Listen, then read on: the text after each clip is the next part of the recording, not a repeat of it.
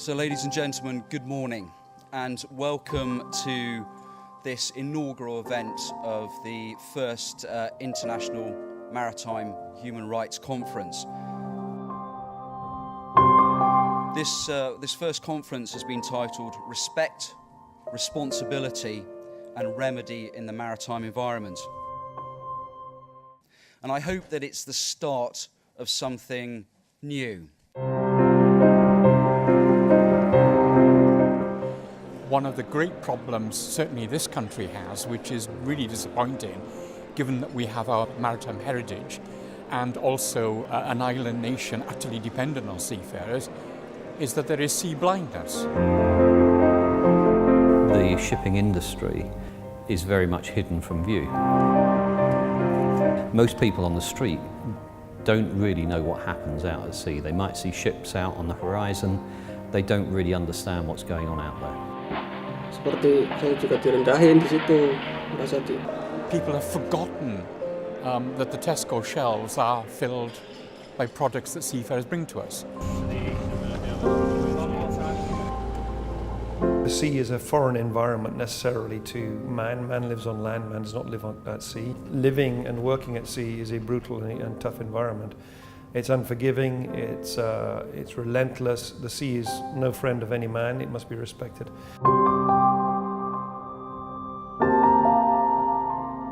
Sadly, seafarers are all too invisible. There are very few advocates out there for seafarers, so I think the onus is upon us to use platforms like today to be better advocates for the rights of seafarers.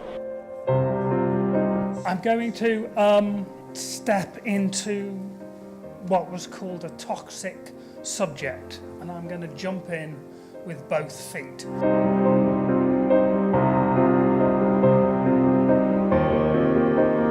So our guiding principle is this: we believe that no one deserves to die at sea. Our chosen area to work in this is the migrant crisis, but that philosophy extends right across sea areas. Now, in one of those blasted rubber boats, they can pack more than 150 people. $300, that's $45,000 per boat. The globalization and business connections in the world have moved much faster than any kind of regulation has been able to keep up. What is the appropriate responsibility of business vis-a-vis human rights? The issue of forced labour, human trafficking, modern slavery is in every supply chain in the world. There's nowhere that it is absent. The maritime industry is one of the places where it's at its highest risk. And it's a tough market. I mean, shipping right now is under extreme pressure. So people are squeezing wages, they're squeezing people, they're making cutbacks on all sorts of areas. Notwithstanding the fact shipping has increased, there are many in the shipping industry who are probably operating just above the breadline. And that actually the population, the consumer, wants to know that they're buying slave-free goods.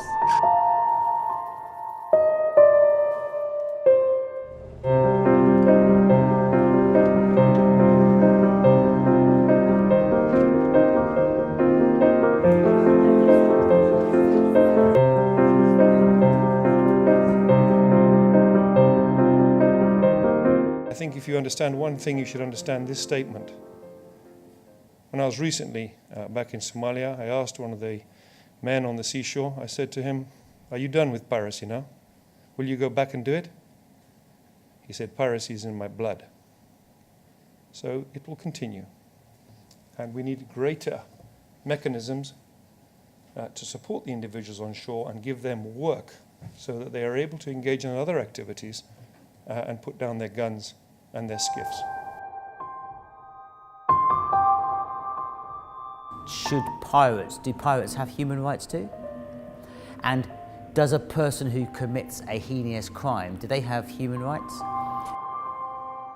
Our research has conclusively shown that greater than 20% of the pirates are children, well over 20%. A great many of those are under the age of 15. A great many are girls as well as boys. So this is a phenomena that is larger, I think, than most people are aware.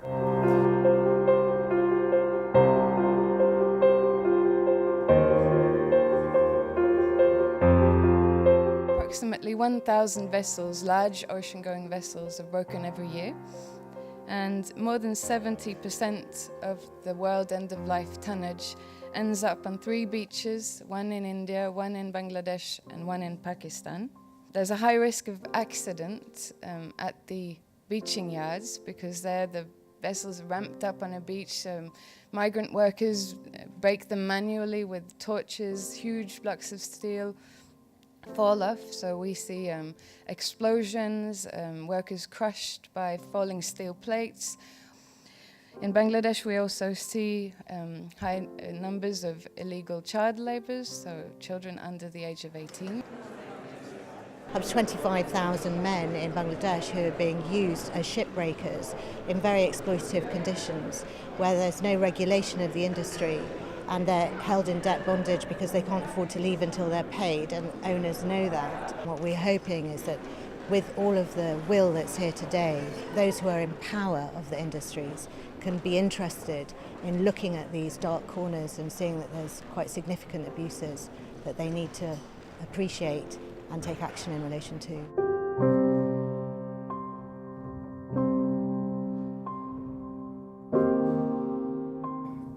Royal Navy sailors, and when I joined they were all male by definition, were fine if they were white, fit and heterosexual. Women will struggle to be able to perform effectively in their job if they are constantly being told they shouldn't be here, this isn't for them. If you go onto their website, you can type in LGBT, gay, homosexual, lesbian, transgender, any other word similar you can think of you may have heard in the street, and everything will come up, pretty much guaranteed, as in nil returns found. So there's absolutely nothing at all at that very top level. You have a global industry, and that's where the real challenge is. It's because globalization hasn't yet taken hold of culture, nationality, gender, sexual orientation. So these are the things which all the flag state, the port state and ship owners all together have to be all united to save the seafarers. Because I feel without a good welfare to the seafarers, if the shipper is not happy, the ship is not happy, and you will not get the work out of them. See, the importance of human rights at sea really comes down to its role as an umbrella, but also as an advocate. Many of the developments we've heard about today, which are very positive, we didn't know about until today. So what does this mean for crimes at sea? And what we've done is developed a mobile camera app that can be used to photograph or videotape information related to human rights violations, but in a way that that information could be further used in investigations or trials. So our goal now really is to disseminate this app among seafarers and really provide for them a tool to empower them to be able to report on any crimes that they see committed. What the Royal Navy has done, and what many other organisations have done, is to adopt this system called TRIM. And TRIM is a peer support system where you train frontline members of staff, cooks, chefs, engineers, how to have a structured conversation with each other. And this is used by lots of organisations, media, diplomats and the like. And what it does, it provides you with a capability right where the people are to be able to do the psychological first aid. So actually being, I suppose, the heartbeat of this issue and communicating that out is one of the significant roles of human rights at sea. I think it's groundbreaking. Honestly, it's groundbreaking because nobody's really having this discussion. It's indicated by the attendance, the charities who are here, who are trying to highlight the topics. They're all relevant, but bringing them all together in one forum is so new, and that's fundamentally it. It's just something that's not been done before. So the good news, I was found that I was very, very happy with the fact that I came across a lot of speakers, presenters and people in the audience who really cared about being here. They weren't just punching their card. The bad news is I never knew that the horror story was so bad. I think it's the obligation of all of us to find out more about it, and each one of us in his own way do something in a way of trying to address it or do something positive to resolve the problem.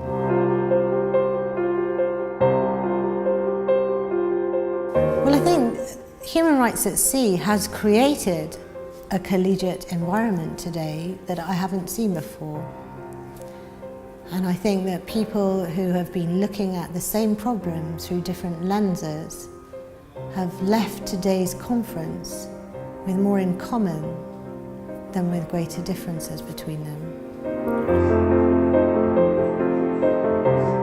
It was excellent. I think it showed an enthusiasm for human rights which unified, I think, all of the different organisations that were present, whether it's shipping, fishing, NGOs, all working together to see that, you know, where there are problems, they need solutions.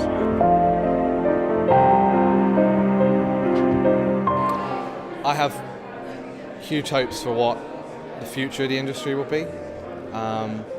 I think that as the conference progresses, because I really hope that it repeats in years to come, I hope we'll see more representation from the industry, from businesses who are willing to engage in the topics of conversation and influence their wider society.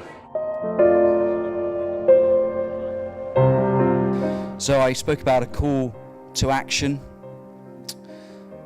and I'm going to stick with that call to action that I first highlighted, and that is application of human rights in the maritime environment at all times and without exception.